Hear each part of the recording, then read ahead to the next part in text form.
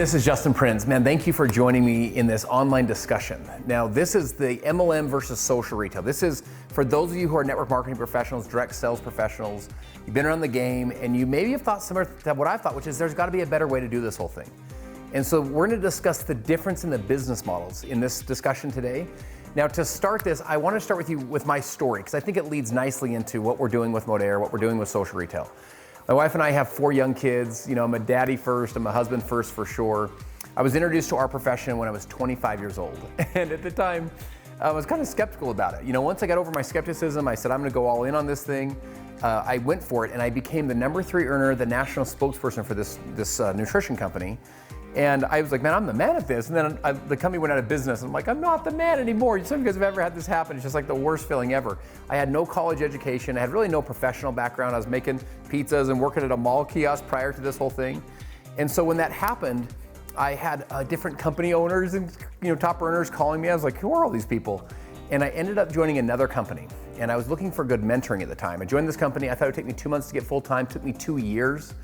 And at one point, I moved my pregnant wife and our 2 babies into the loft of my wife's parents' garage. I'm living there. I'm 27 years old. I'm a grown man living in the United States of America. And I'm like, what am I doing with my life? I'm like chasing this like MLM dream, I share that story with you to say this. I ultimately became the fastest growing distributor we had anywhere in the world with that company. Traveled all over the world. I was speaking in Moscow and Omsk, Russia, and Almaty, Kazakhstan when I was 29. Had this crazy cool experience. But I got to a place where I lost my belief in our profession. I'm just gonna be totally just lay it on the line with you.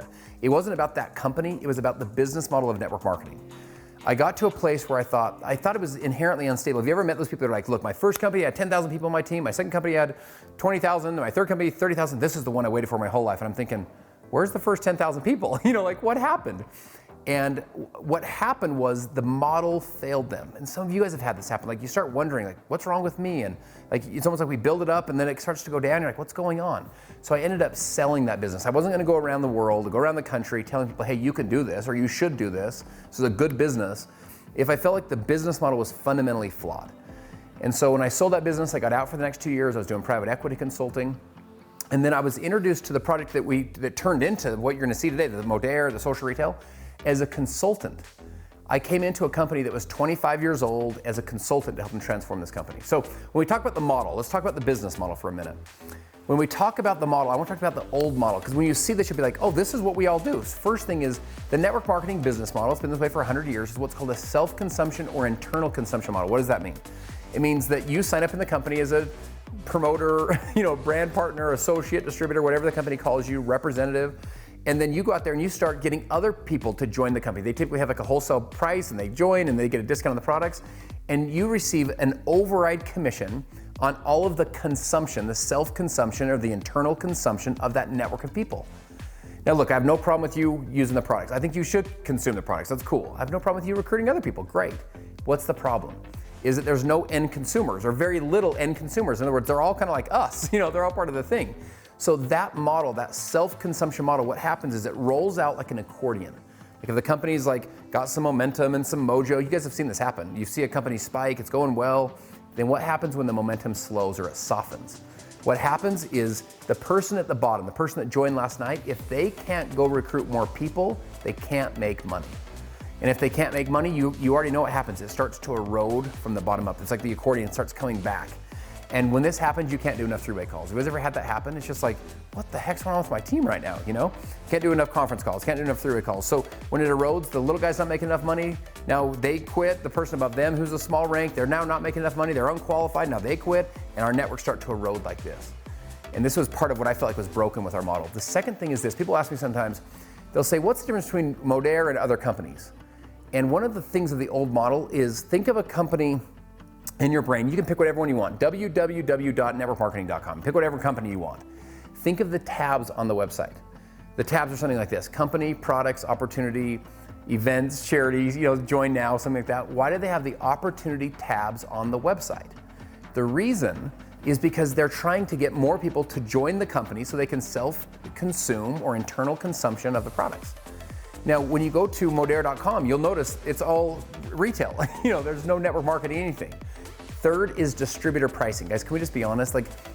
for a lot of times in network marketing, if you're not listening to the doctor's CDs, and you're not going to the weekly meeting, and you're not going to the Super Saturday, and you're not plugged into the system, and you're not listening to the doctors or the formulators talk about the products, you wouldn't pay those prices to get access to those products. They're not retail prices. They're not prices that you get access to in the normal retail world. And they're prices that actually have been designed to help us build a distributor or a self-consumption distribution model. Next is wholesale versus retail. This is one of the fallacies of network marketing. We'll get on a whiteboard, we're like, there's 8 ways to earn money in our comp plan. Way number 1, buy wholesale, sell retail. And then we all, unless it's like a party plan, we all look at each other like, it doesn't really work that way. The reason they have this is so that you'll pay the fee. Remember we say just like a Costco membership. It's like, no, it's not like a Costco membership. So you pay the fee so you can get the wholesale pricing. That's a fictitious fake thing that we've done in our profession to make it seem like there's a wholesale margin. Next is earn income primarily from recruiting. You can only be like a double diamond ninja backflip if you can go recruit a team of people. I remember our first year of Modere, we had a woman that earned $34,000. She had 4 kids.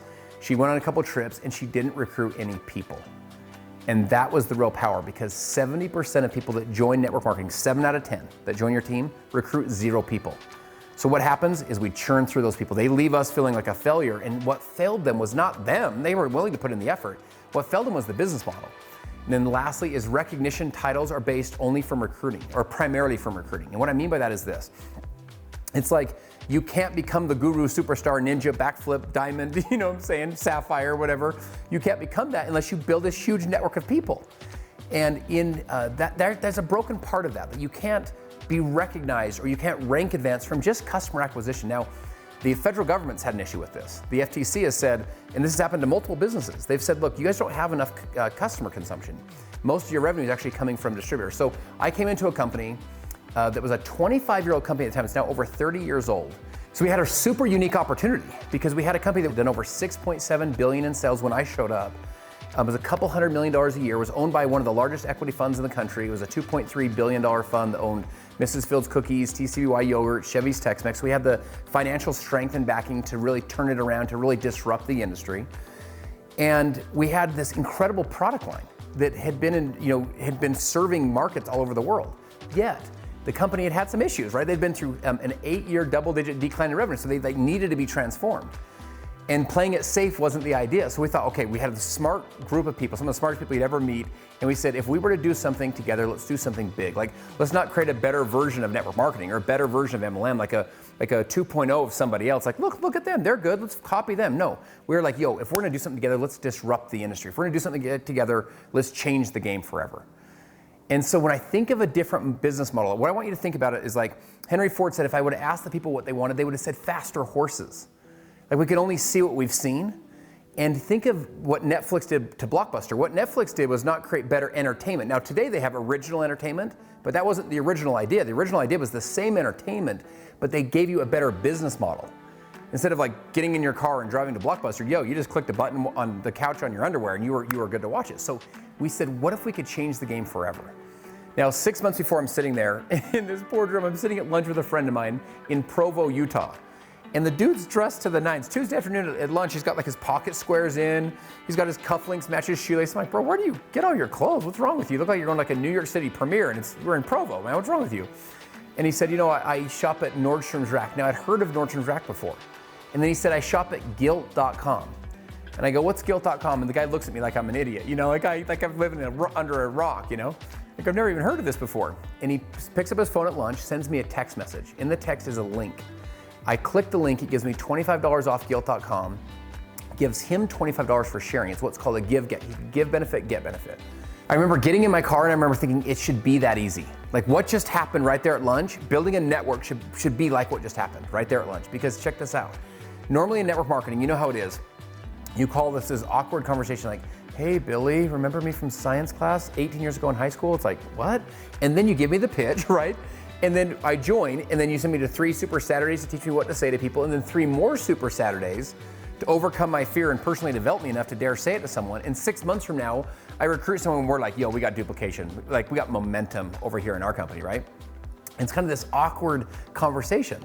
What happened there at lunch with this retail give-get conversation was so normal, so natural. Now, fast forward 6 months. I'm sitting in the boardroom of this multi-$100 million company. I'm the youngest guy in the room by far. And I'm sitting there and I remember one of the guys who's the chief branding officer. He's worked with Macy's, Gap, Chipotle, Sephora, Ray-Ban. I mean, I tell people, this guy didn't even know how to spell MLM, right? Didn't come from this world at all. He says to me, he goes, have you ever heard of guilt.com? And I look at him like, come on, bro. You think I don't know what guilt.com is, you know? Like, you think I'm not cool, you know? So I'd heard of it once in my whole life, so I felt like I was in the know. He says, he goes, they're 6 years old. He goes, do you know how many customers they have? I said, I know of 2, you know, me and my buddy. And so he said, they have 6 million customers. He says, do you know how much revenue they do a year? I said, I don't know, 30 million? He said, $1 billion per year in sales. That's when the idea hit me. I thought, what if you could combine the power of this shift that's happening in retail, which is the shift from physical to digital in social shopping, and you could combine it with the power of direct sales. If you could do that, you could create something brand new. You could create this idea called social retail. So social retail is this idea of a retail brand powered by people. This is the first social retail company in history. So when you go to Modere.com and you look at the site, there's the tabs. There's no opportunity tab. Why? Because, my friends, 95% of the US population are non-network marketers, which means 5% of us are.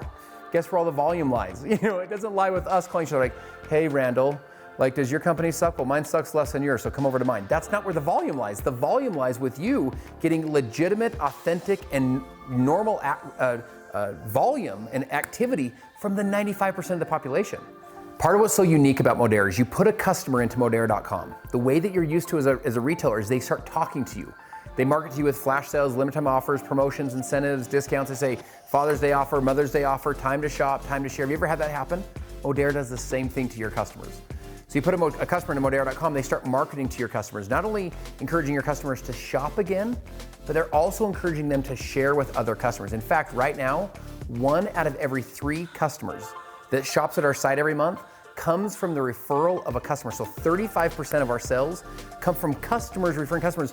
Guys, using like MLM terms, they're duplicating. Like, our customers are duplicating, not just our reps, our actual customers are as well. Also, Modere has Smart Ship and loyalty programs that we model off of Amazon Prime. So the more that your people order, the more that your customers order, the deeper discount they get, up to 15% off their orders every month. This is continued to drive real, true retention. Our goal is not to compete with retention of MLM. MLM retention is brutal. We're trying to compete with consumer packaged goods. What this business model has led to is a 10-to-1 ratio of customers to social marketers, people that are actually doing the business. Think of it this way. What does that mean? 10-to-1 ratio. That means for every 1 person that does your business, you don't have 1 order.